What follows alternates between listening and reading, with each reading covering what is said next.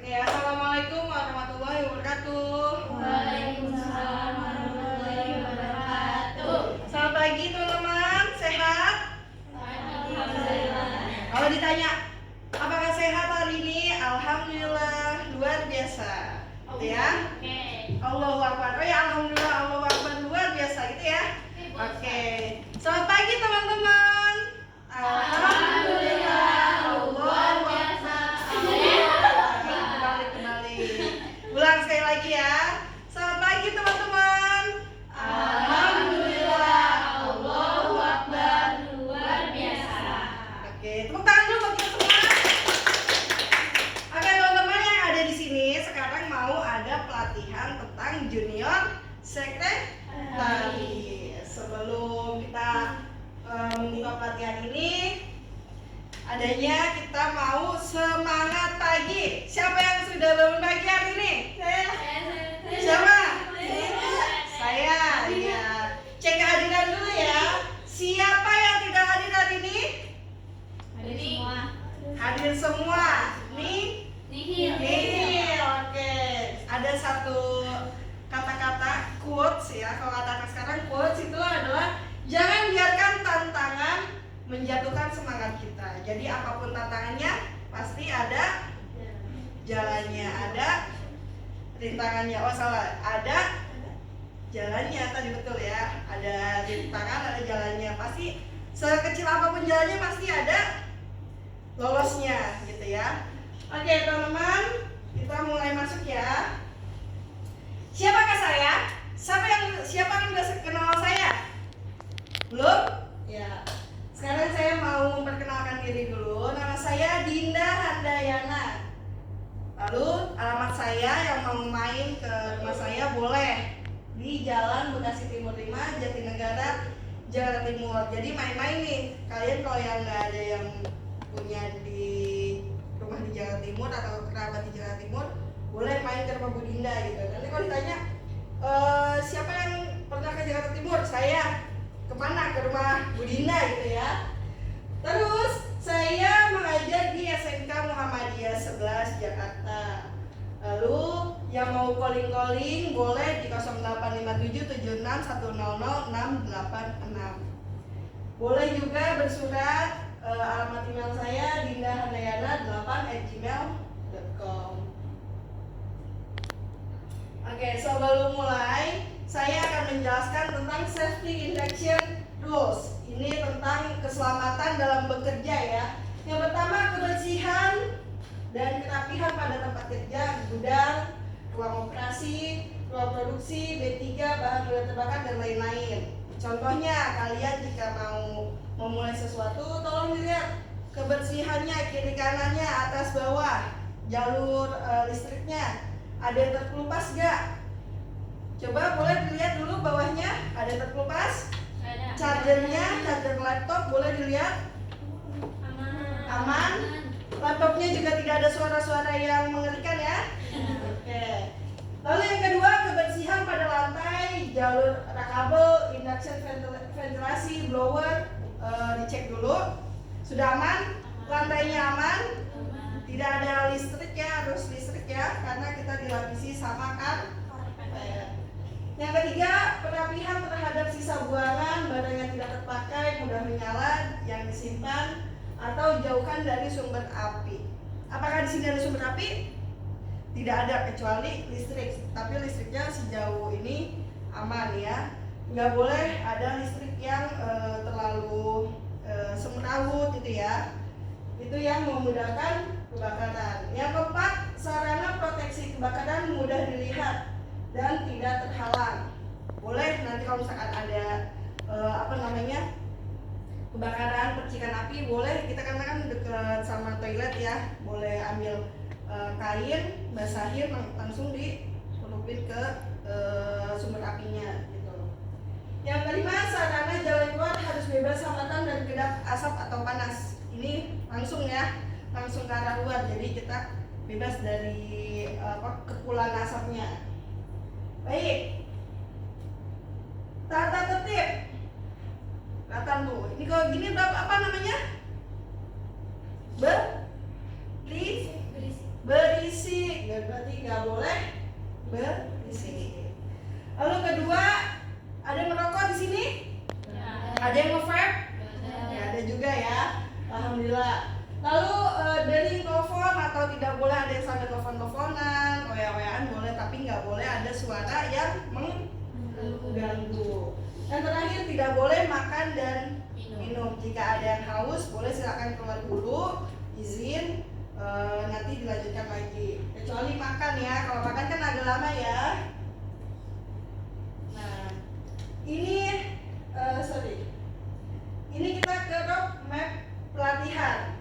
Judul micro teachingnya cara mencatat dokumen sesuai dengan yang ada pada organisasi. Lalu kriteria unjuk kerjanya 1.5, dokumen dicatat sesuai dengan sistem yang ada pada organisasi. Yang ketiga, elemen kompetensinya memproses pencatatan dokumen termasuk surat elektronik yang masuk dan keluar. Jadi dicatat pencatatan ya.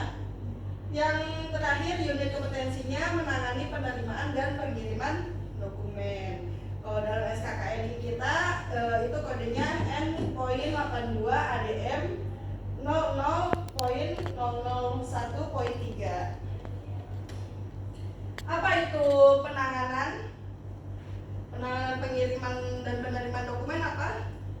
Penjelasannya di sini. Cara mencatat dokumen sesuai dengan sistem yang ada pada organisasi. Jadi pencatatan dokumen-dokumen yang masuk maupun keluar itu menggunakan sistem yang ada di organisasi. Tujuannya apa teman-teman? Tujuannya bisa menjelaskan cara mencatat dokumen menggunakan buku agenda. Terus sesuai dengan sistem yang ada pada organisasi secara tepat. Itu tujuannya ya. Lalu manfaatnya, nanti teman-teman peserta ini mampu menentukan sistem buku agenda yang akan digunakan. Jadi mana yang lebih simpel menurut teman-teman? Buku agenda tunggal, buku agenda berpasangan, ataupun buku agenda kembar gitu ya. Nanti teman-teman bisa lihat sendiri mana yang lebih mudah. Yang pertama, buku agenda itu apa sih Bu? Buku agenda itu merupakan buku khusus yang digunakan untuk mencatat-catat surat yang masuk dan surat keluar dalam perusahaan, bisnis, atau organisasi selama satu periode 1 tahun. Jadi satu buku itu untuk 1 tahun. Atau ada yang satu buku untuk 6 bulan gitu. Tergantung dari organisasinya masing-masing. Selanjutnya fungsi buku agenda sebagai bukti surat masuk, surat keluar, mengetahui jumlah surat masuk dan keluar, jumlahnya ada berapa, gitu ya. Mengetahui penomoran pada surat keluar, jadi nomor suratnya ketahuan ada di buku agenda. Lalu yang terakhir membantu untuk pencarian surat. Nah ini ada macam-macam buku agenda. Yang pertama paling kanan atau paling kiri sebelah kalian itu ada surat masuk dan keluar digabung. Di situ ada surat itu buku agenda tunggal. Jadi jadi satu buku ada tunggal, ada masuk, ada keluar. Lalu ada buku agenda berpasangan. Sebelah kiri buku surat masuk, sebelah kanan buku surat keluar. Lalu ada lagi buku agenda kembar. Mereka 2 buku, tapi masing-masing tugasnya tuh ada surat keluar, ada surat masuk. Nah ini contoh di dalamnya nih buku agenda tunggal. Ada nomor urut suratnya, ada berapa, lalu ada tanggal suratnya. Jadi tanggal suratnya dilihat tuh di atas kanan atas tuh ya, ada ya tanggal surat berapa. Lalu tanggal diagendakan, berarti tanggal dicatatnya tuh tanggal berapa. Misalnya suratnya tanggal 5, berarti pengirimannya kan 2 hari, berarti tanggal agendanya tanggal tuh 7. Nomor suratnya berapa, lalu itu M atau K, masuk atau keluar, itu agenda tunggal. Jadi satu semua tuh, masuk sama keluar itu ada di satu format gitu ya. Lalu dari atau kepadanya dari siapa? Isi ringkasannya biasanya dilihat dari perihal. Betul, perihal. Nanti keterangannya terserah itu mau dikasih ke siapa. Lalu ini agenda keluarnya. Surat-surat keluar. Ada nomor urut dan nomor dokumen atau nomor surat. Lalu alamat pengirimnya dari kemana gitu ya. Tanggalnya, tanggal suratnya berapa, nomor suratnya berapa, perihalnya apa, nomor dan petunjuk suratnya. Lalu surat masuknya, yang membedakan adalah alamat pengirim dan alamat yang untuk pengirimnya antara surat masuk dan surat keluar. Oke, dari kesimpulan sini, dari pembahasan tersebut dapat disimpulkan bahwa peserta dapat menjelaskan cara mencatat dokumen menggunakan buku agenda sesuai dengan sistem yang ada pada organisasi secara tepat. Ada yang mau bertanya sampai sini? Ada yang mau bertanya, Carol? Ada yang mau bertanya? Apakah sudah jelas sampai sini? Jelas, benar. Ibu, Ya. buku kembar tuh berarti beda-beda ya? Kenapa? Kalau buku kembar. Buku kembar itu beda. Jadi bukunya sama, tapi pencatatannya dua buku. Jadi ada 2 buku. Makanya dibilang buku agenda kembar. Sama bukunya, tapi yang satu untuk keluar, yang satu untuk masuk. Kalau agenda tunggal satu format. Kalau agenda tunggal satu format. Kalau kembar beda formatnya gitu. Beda-beda masing-masing bukunya. Kalau berpasangan kiri kanan gitu. Kalau buku tunggal itu satu format itu ada masuk ada keluar.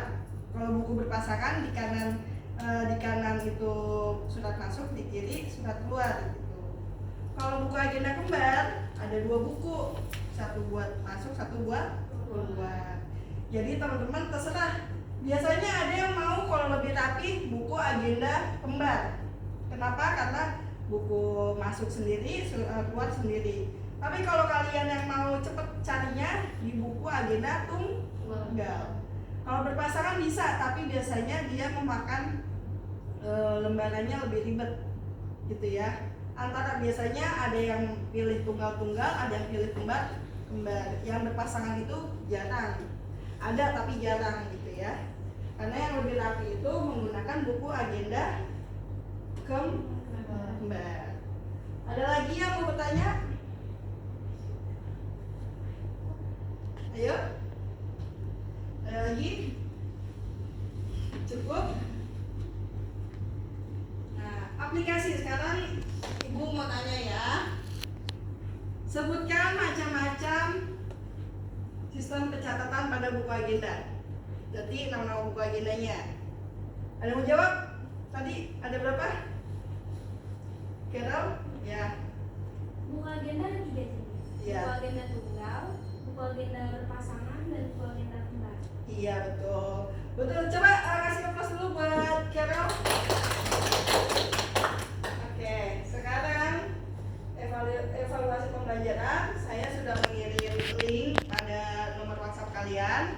Nanti tolong diisi link tersebut lalu dikirim ya, jangan lupa disubmit supaya saya tahu soal yang saya berikan sudah berapa banyak yang bisa kalian jawab. Lalu ada tugas tambahan, nanti setelah ini ada tugas dikerjakan selama 2 hari dan dikumpulkan melalui email hingga pukul jam 12 malam. Mencari informasi bagaimana cara mendistribusikan dokumen yang sesuai dengan prosedur. Boleh dicari melalui Google, boleh.